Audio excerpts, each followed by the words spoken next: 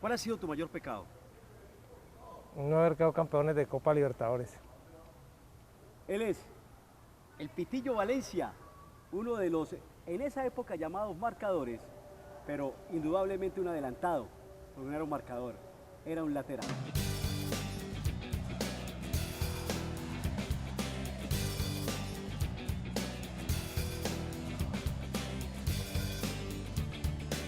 ¿Por qué un pecado no haber quedado campeón de Copa, profe? Porque después de uno haberse retirado le duele bastante por todo lo que se hizo, por todo lo que venía haciendo América en esa época y llegar a esa distancia y no tener esa posibilidad. ¿Por qué no quedó campeón de América de Copa Libertadores? ¿Qué faltó? ¿Qué pasó? Hay veces por menospreciar al contrario. Y hay veces cuando usted menosprecia, se agranda, el de arriba ¿Castiga? lo castiga. ¿Ustedes menospreciaron a Argentinos Juniors en esa primera Copa? ¿O fue el miedo escénico de ser la primera Copa Libertadores de la mayoría, la final? No, la final, yo creo que fue contra Peñarol. Yo creo que hay veces ahí... La de Peñarol fue la del menosprecio. Sí, porque hay veces, en ese momento se hablaba de un jugador Vidal, creo que era, de entrada siempre faltando un cuarto de hora, 8 minutos, y pues, se le recomendó a Julio y a la parte defensiva que siempre le pegaban los tiros libres. Y llegó el momento cuando estábamos jugando en Uruguay y vino esa etapa y perdimos 2-1, después de ir ganando 1-0. Y el gol no lo hizo él. Se los hace él, claro. ¿Pinarelli lo lleva al América o es su primer técnico? Don Víctor, el que me lleva a mí a la América, es un muchacho Ernesto Raúl Cuadros. Estaba Pedronero Espina en Las divisiones inferiores. inferiores. Estuve ahí 2, 3 años. Después llegó Don Víctor. Don Víctor quería terminar la profesional, pero yo era un tipo demasiado delgado. Era, como dice mente, era un lapicero. Un lapicero. Sí, muy flaco, muy buena condición técnica, muy rápido en la marcación, pero de pronto me faltaba cosas que en esa época admiraban, ¿no? Como la contextura, un puesto donde había que hacerse respetar y después ya cuando llegue el lazo del tiempo el médico me da la posibilidad. O sea que eras tímido. No, tímido no, de pronto no tenía la envergadura como Para braviar. sí, para ser, como dice vulgarmente, berraco. Para ser berraco. ¿Y el médico Ochoa cuando lo ve, es el que determina darle la titularidad? Sí, el médico mira y dice, usted no puede jugar más en reserva, usted tiene que mirar en la parte de arriba, usted está para que le dé al equipo cosas grandes y entonces el que me da la posibilidad. ¿Cómo era ese América? Ese América era el de qué año, el del 79, ya directamente el del 79. El 79, ¿Cómo era sí. ese América, profe? Era un equipo muy humilde, no mostrando mucho por fuera, sin figuras, pero adentro de la cancha era un equipo muy berraco. ¿Cómo lograron cosas tan grandes? ¿Era la magia del médico? ¿Qué era lo que tenía de especial? No, porque era un equipo rendidor dentro del campo, un equipo cumplidor, con jugadores con agallas de querer ganar cosas, de mostrar dentro del campo lo que tiene que mostrar un jugador, con ambición, con jerarquía para hacerse respetar. ¿Quién te coloca el pitillo? El doctor Mao. El doctor Mao. ¿Cómo fue ese momento cuando le empieza a decir el pitillo? ¿Te dio rabia? ¿Te pareció No, normal? no, porque digamos hay veces uno toma los conceptos claros y en Jamundí el remoquete mío era maravilla, pero entonces Maravilla. yo vengo de Jamundí, en Selecciones Valle ya con otra historia, entonces llega el doctor Mao y el Pitillo Valencia, y claro, no, este es el Pitillo Valencia porque es muy delgado. ¿Cuántos títulos con América? 6, 6 con América. ¿Cuál fue el que más te llenó? el primero. El primero. ¿Inolvidable? Sí, eso no. ¿Cómo no. fue eso? Esa es una historia que a veces, mire ya cómo ¿Ya empieza. te estás erizando Sí. automáticamente? Entonces eso no vuelve a pasar porque eso que ahí se murió mucha gente, fueron momentos muy importantes para la gente que estaba en ese momento. Y después alegría, ferias, de todo se partió desde ese día. Era otro estadio, era otro Pascual Guerrero. Pero ¿te acordás cuando estamos en este momento proyectándonos hacia la tribuna de norte? Pero sur era una locura. Sur Siempre. tenía el letrero de páginas amarillas. Sí, siempre fue lo mismo. Yo creo que hace 4, 5 meses, 6 meses, no sé cuánto, vine acá y siempre la misma alegría, el mismo bullicio, entonces eso le impacta al jugador que tiene agallas y que tiene cosas importantes para mostrarle al público. Pitillo, ¿cómo fue la previa antes de llegar al Estadio Olímpico Pascual Guerrero ese 19 de diciembre del 79? ¿Qué hicieron ustedes antes de llegar acá? Mira, hay veces uno, por norma, como crianza, de pronto orar. Están orando. Orar, uno tiene oraciones personales, entonces oración, después llegar acá a la cancha, mirar, que la gente esté contenta, que la gente hable, de pronto mirar si están los familiares de uno en ese momento, mi mamá que estaba en ese momento, mis hermanos, y de pronto uno que otro paisano, porque eso lo enorgullece a uno y si le da condición para uno entrar a demostrar de que uno tiene capacidad para estar en un equipo grande. Salieron, me imagino que se volvió una locura el estadio, banderas por todas partes, la pólvora que se quemaba, y te paras en el momento del himno nacional, vuelves a mirar para Occidental, a ubicar la gente, la que me estás diciendo, y qué se pasaba, qué se sentía en el estómago. Mira, yo tenía un muchacho, un compañero de juventud, mi mamá sabía dónde estaban mis hermanos, entonces ¿qué hacía uno? De pronto el muchacho silbaba y ya sabía dónde estaba. Sí. Y de pronto uno reacciona de una forma que dice, velo, allá está. Entonces a esa gente, por beneficio de haber venido al estadio, tiene que mostrar un extra uno, una condición, agallas para mostrar de que está compartiendo no con América, sino con la gente del pueblo. Gente del pueblo. Y ese 19, comienza ese partido, aparece Cañón, aparece Víctor Lugo, con Unión Magdalena que tenía también una muy buena nómina. Sí, claro. Pero no era un Unión Magdalena para jugarle suavecito. No, era bravo. Era bravo. ¿Y cuáles son las recomendaciones que dio el médico? Bueno, el médico decía que hay veces en la parte de atrás no nos pueden hacer gol, con uno que nosotros hagamos, con ese ganamos, y en la parte de atrás pues estaba Luis Eduardo, estaba Pascutini, que era un segundo técnico dentro del campo, y después estábamos nosotros que veníamos haciendo los pininos, que ya con mucha madurez, ya habíamos jugado 6 meses a nivel profesional, y mostrando lo que siempre quiso el médico, ser un equipo ganador aquí local. ¿Qué decía Pascutini? El Coco. ¿Qué decía? No, que había que ganar porque América, siempre se decía que por la historia de América y por la maldición no íbamos a quedar campeones. Entonces tenía uno como esa molestia, esa amargura de saber de que el momento estaba, pero tenía que mostrar la condición y las ideas que tenía que tener dentro del campo para sacar ese malestar de encima. ¿Pero había un temor entonces? Sí, siempre. La maldición, del garabato. Sí, claro, sí. Siempre lo hubo, pero uno, digamos, en el caso de uno, estaban las oraciones, llegaba uno al camerino, tenía su santo, o prendía una vela por tratar de eludir esa parte. ¿Y cuál era tu santo? Bueno, yo siempre me encomiendo al Milagroso de Buga. Al Milagroso de Buga. Sí. ¿En esa época se colocaba también como ahora salsita y todo el rollo, o eso no? ¿El médico no permitía nada en el vestuario? No, digamos, era más serio, más consciente que el jugador se tenía que concentrar para rendir en ese momento y lo que tenía que hacer dentro del campo. ¿Cuál era de ese América del 79, cuál era el más recochero, el más mamagallista? Estaba Reginaldo Pacheco, el utilero, estaba Gabriel Chaparro, estaba después Américo, Quiñones, estaba Juan Manuel Bataglia y después estaba Alfonso Cañón. ¿Qué pasó al otro día en la vida del Pitillo Valencia después de que queda campeón América por primera vez? Bueno, el otro día me tuve que presentar a una selección Colombia. ¡Ah! ¿De una vez? ¡Salga! Sí, para una selección Colombia porque tenemos que ir a jugar a Venezuela. Sí. Entonces esa posibilidad estaba y había que cumplir las órdenes para no decaer en el rendimiento.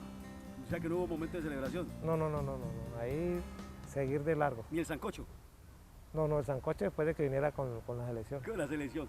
De los otros 5 títulos, ¿cuál es el que más tienes en la cabeza aparte del de 79? El de haber quedado con Millonarios campeón faltando 3 fechas. ¿Cómo fue ese? Llevamos mucha ventaja. ¿Se cabalgó América? Sí, y Juan Caicedo hizo un gol casi de mitad de cancha. Y ahí quedamos campeones, pero los otros partidos había que venir a moler porque el doctor no exigía pérdida, tenía que seguir ganando el equipo para dejar una imagen grande. Ese fue el de récord, de fechas y todo Sí, este sí. cuento de América. Y el Martillo Penagos. Importante. Era amigo tuyo, ¿no? Sí, claro, todo porque se hicieron de divisiones menores conmigo. Señores, estamos con el Pitillo Valencia, campeón 6 veces con América. Como lo dije al presentar este programa, siempre se dice, en esa época lo que siempre se manifestaba era el marcador. En este caso eran unos adelantados, estos eran verdaderos laterales. Ya volvemos.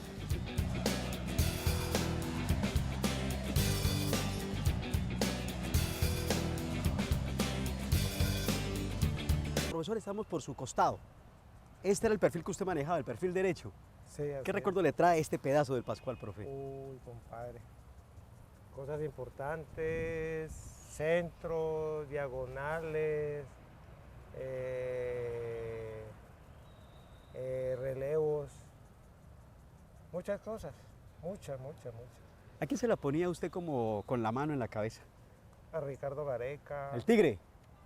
al mismo Anthony, hicimos en Norte una vez un tiro de esquina, pelota, hicimos gol. Pues, ¿Esa de Anthony? Sí. Sí. Con el Pitufo, pero ¿y cómo fue el gol? ¿De cabeza? Lo creo. Sí, claro. ¿De cabeza le hizo el Pitufo? Sí, hicimos a Santos. Pero se la colocó ahí en la cabeza, profe. Claro. Y Al después Santos. acá en este arco hizo Jairo Ampudia. En este sur. Sí, una pelota de costado, cobré y recepcioné en pecho y la metió acá en este arco. Ampudia. Jairo Ampudia que Ampudia. tampoco hacía goles. Solamente cuando la pelota quieta era un zapatazo increíble. Sí, claro. ¿Pero cuántos goles hizo usted, Pitillo? Hice 7, pero coloqué mucho. ¿Usted puso a golear a más de uno? Sí, claro. Bueno, ¿qué era lo que les pedía el médico por este costado? ¿Qué era lo que solicitaba el médico? Hacerse respetar. Sí, Hacerse respetar. inicialmente. Y después tener la salida. Sí. Tener la salida, la solvencia del equipo para el respaldo de los delanteros, de los Sí. volantes. Y tener siempre ese saber proyectarse para tener el equipo contrario en esa parte de concentración que tiene que tener tapando la salida al jugador que tiene el balón. ¿Quién te hacía el relevo? Hay veces Gerardo González Aquino. Sí, Era el encargado de taponar cuando te proyectabas. sí. ¿Y esos centros se ensayaban mucho en los entrenamientos o eso salía en el partido? No, y eso a veces se daba porque ya uno empezaba a conocer al compañero, ya Ya. sabía que si hacía un movimiento hacia el lado izquierdo no iba a venir al primer palo. Sí. Y si venía al primer palo, ya no venía al primer palo, sino que iba al segundo. Iba al segundo. Entonces ya sabía uno, ya había que tirarla precisita para poder gritar el gol. Para el Pitillo, ¿quién es Gabriel Ochoa Uribe? El doctor, no, ese yo creo que es una persona importante en la vida mía. ¿Qué te dio el médico? Me dio todo. Te dio todo. Sí. La gran fama, el gran momento. Me enseñó a vivir. Te enseñó a vivir el médico. Antes, ¿por qué te enseñó a vivir? ¿Qué hacías antes?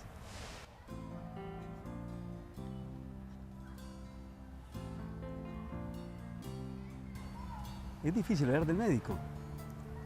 No, yo creo que no. Hablar del médico es importante porque es una persona que te da consejos y que hoy estamos aprendiendo de él. Sí, todavía. Fue una persona que ahorita de pronto nos dice por qué ese señor nos decía esto, que guardáramos la plata.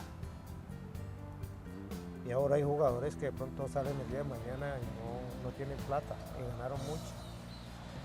Y el médico me enseñó hace 27, 28 años, después de haberme retirado, saber de que tenía la posibilidad de vivir bien.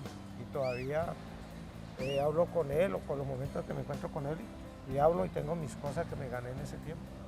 Y no sufro por lo que me tenga que gastar, si es de gastarme una comida, lo que sea, tengo la posibilidad de tener la plata. Entonces, es saber y aprenderle a esa persona que hace muchos años me dio ese ejemplo.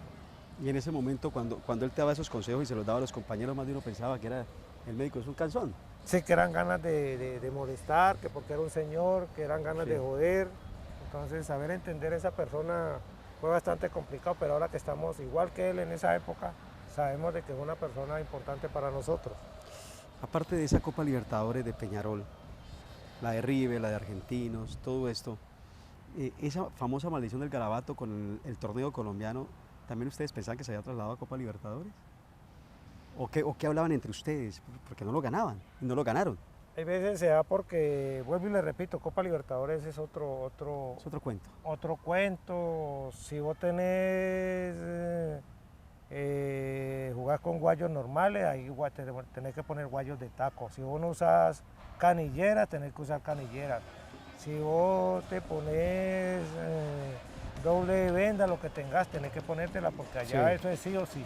Sí. Allá no es, no, que es que yo vengo mañana y hago lo que tengo que hacer ahorita, no, allá es entrando y mostrando y argumentando que si vas para el arco, vas para el arco.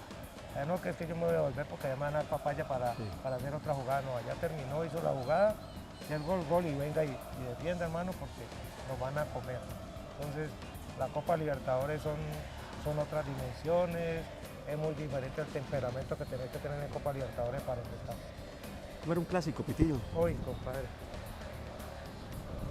Los clásicos eran y siguen pronto siendo bravos. Sin América estando en la B y en esa época era muy de muchas agallas, Sí. de tener buena actitud, porque Cali siempre tuvo muy buenos equipos. Eso mano a mano era importante para cada jugador porque uno sentía el nivel, la categoría que tenía que tener para entrar al campo. ¿Había algo antes para ese clásico? ¿Diferente a los demás partidos? Sí, claro. ¿Cómo se vivía eso, Pitillo? Mira, hay veces cuando tú te levantabas ya querías el partido. ¿De una vez? Ya, de una vez aquí. Y si de pronto perdías, al otro día querías la revancha. Bárbaro. Entonces, yo por lo menos ahorita digo que los pelados pierden un partido y como que no sienten lo que tienen por dentro. En esa época era muy diferente. En esa época usted perdía y quiero la revancha para mañana. Porque uno no se enseñó a ser perdedor, nosotros nos enseñaron a ser ganadores. América era un gran ganador, un equipo ganadorcísimo. Sí, claro. Esos partidos con el Cali eran tremendos, pero también habían otros tremendos por diferentes circunstancias contra Nacional. Millonarios. El de Millonarios. Junior. Era un mano a mano bárbaro. Santa Fe. ¿Sí? Unión Magdalena en Santa Marta. Aparte de Rubén Darío Hernández, ¿cuál fue el delantero que más difícil te tocó marcar? Héctor Darío Jaramillo. Héctor Darío Jaramillo. Te pregunto por Rubencho, porque Rubencho era muy complicado, ¿no? Sí, por la estatura. Por la estatura. ¿Qué pasaba con Jaramillo? Era muy rápido. Era muy rápido. Era muy rápido, tenía muy buena condición técnica, había que tenerlo ajustadito, cerquita, no darle espacio porque pasaba más la tarde si le daba ventaja. Nunca fuiste un jugador cochino, ¿no? A veces se metía. Se te iba a veces. ¿Y cuándo se te fue una patica ahí? Una vez jugando un clásico contra Carlos Mario.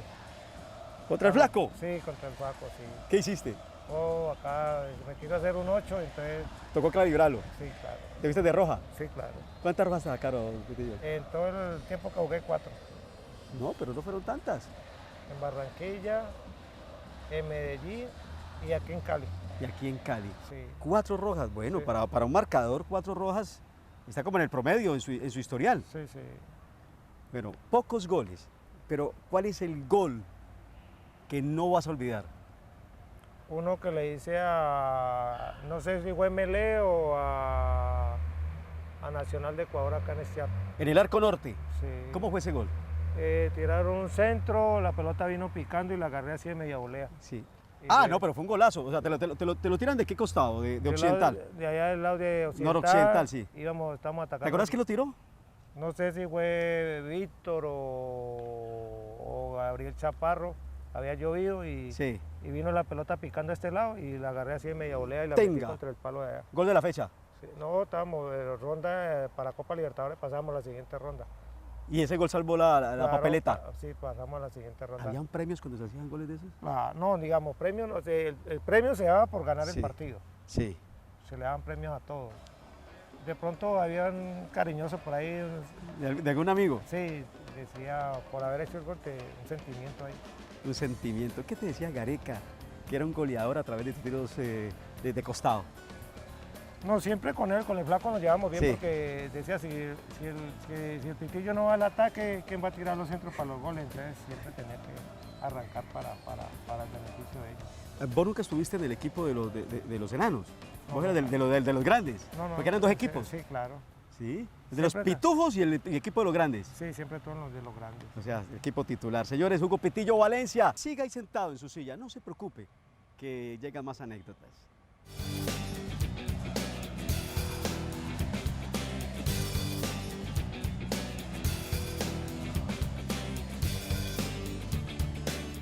Profe, ¿qué le dejó el fútbol? Uy, el fútbol mejor todo. Todo, buen vivir, mejor mis casas, no tengo problemas. Entonces yo creo que lo importante fue lo que me dejó el viejo, la enseñanza de guardar el billete y estar bien siempre, ¿Cuál es el momento más triste del fútbol? cuando me retiré. ¿Cómo fue ese momento? Bueno, difícil porque yo quería seguir jugando en América porque tenía nivel y tenía categoría. Y llegó un momento que dijeron que ya estaba América estaba muy saturado con que me siguieran viendo, que había otra posibilidad de otros jugadores, que había otra posibilidad de que fuera a jugar a otro lado. Entonces me pagan mi sueldo y me paga América, mi prima yo me voy a jugar a otro lado. Pero entonces llegué a otros equipos y querían que yo jugara gratis. Entonces, en Jamundí me ganaba para mantenerme. Entonces no, me retiro mejor. Te retiras. ¿Y cómo se vivió ese día? No, es difícil, es un abismo que eso no tiene asiento, es un abismo que no tiene estructura. Hay gente que se queda ahí y no salen y desafortunadamente, para fortuna mía, es importante la familia. Ahí estuvo el respaldo. Sí, ahí estuvo el respaldo, entonces yo creo que ese momento fueron muy amargos, pero al momento de salir y entender de que era una etapa que ya se había terminado, saber entender de que había que coger otro camino. ¿Llegaron buenos amigos? Amigos, sí, de los jugadores de fútbol, sí, los compañeros. Juan Caicedo, Víctor Lugo, toda esa plantilla.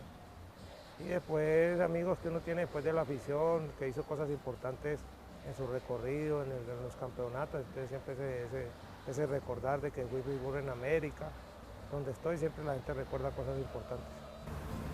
¿Cómo va esa demanda con América? Ese reconocimiento que América le ha negado.